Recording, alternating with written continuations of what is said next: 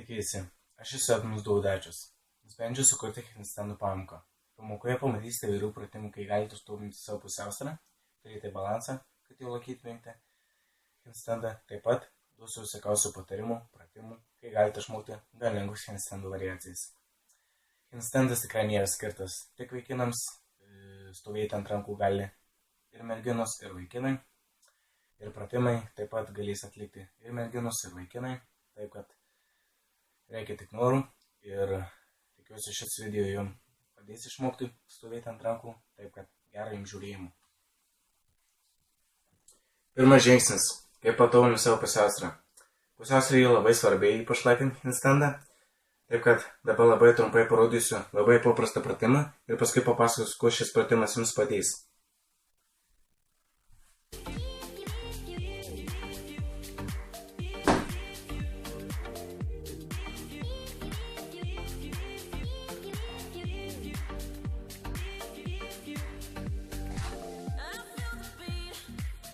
Taip kad, kaip matėte, laikiau handstandą prie sienos, kojus taip pat buvau prie sienos. Šis pratimas jums padės įgauti šiokį tokį stabilumą. Pat ir šitą pratimą daryti, tai atsistojus ant rankų, laikyti 10-15 sekundžių, tada nulipus prasidėti kokią 45 sekundės ir tai daryti 5 kartus. Kai stovėsite ant rankų, stenkitės kuo labiau ištiesti rankas, būti ir įtempti kūną. Antras žingsnis. Kaip patobulinti savo pusiausvyrą, kad jau galėtumėte užfiksuoti handstandą jau be jokios pagalbos. Tai dabar labai trumpai parodysiu jums labai paprastą ir panašų pratimą į pirmąjį ir paskui papasakosiu, kuo šis pratimas jums padės.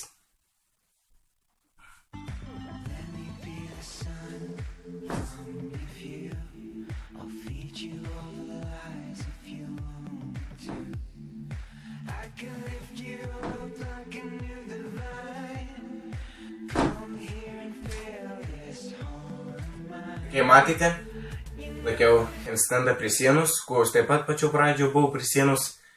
Ir tada, kai jau gerai įsitvirtinau, stengiausi kojomis neliesti sienos ir tada po biškės traukiau.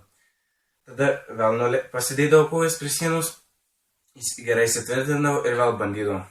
Šitą pratimą patariu daryti, tai kai jau laikysite handstandą, tai daryti 3 kartus, nulipę pailsėkite 1 minutę.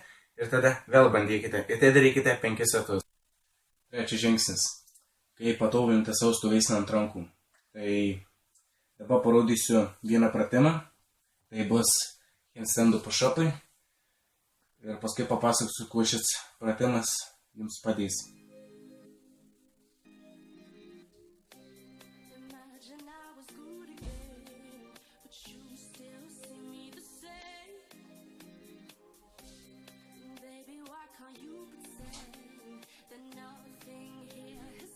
Kai matėte, dariau handstandų push-upus prie sienos. Šitokį pratimai, kaip sakant, nušausite vienu šūviu 2 zuikius. Tai vieną, patobulinsite savo stovėseną ant rankų. Antrą, išmoksite handstandų push-upus jau ne prie sienos. Pačioje pradžioje, aišku, jūs padarysite 1, 2, 3, nes bus gan sunku, bet aktyviai treniruodamiesi jūsų rezultatai padidės.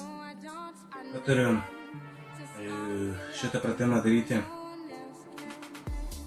kai bandysite daryti, tai darykite kuo daugiau. Nulipę pailsėkite 1,5 minutės ir darykite 5 kartus. Ketvirtas žingsnis. Daug gavau žmonių žinučių, kad rašo, kad aš laikau handstandą gan lengvai, bet man yra sunku įsikelti. Įsikelti į handstandą yra kur kas sunkiau, nes jis reikalauja daugiau pečių. Tai vieną iš būdų galiu pasiūlyti daryti handstandų push-upus. Taip pat kuo ilgiau stovėti ant rankų. Antras būdas, kaip yra, tai, kaip matote, čia yra atramėlis. Atramėlis galite nusipirkti arba pasidaryti.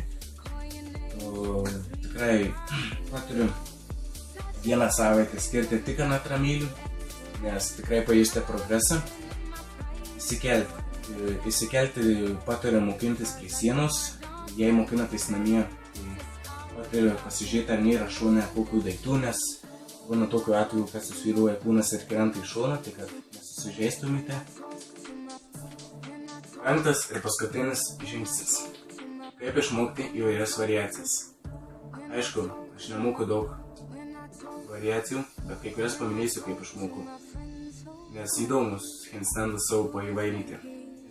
Pavyzdžiui, handstandą tokį. Tikrai, jis nereikalavo daug jėgos, tiesiog reikėjo daug pabandyti.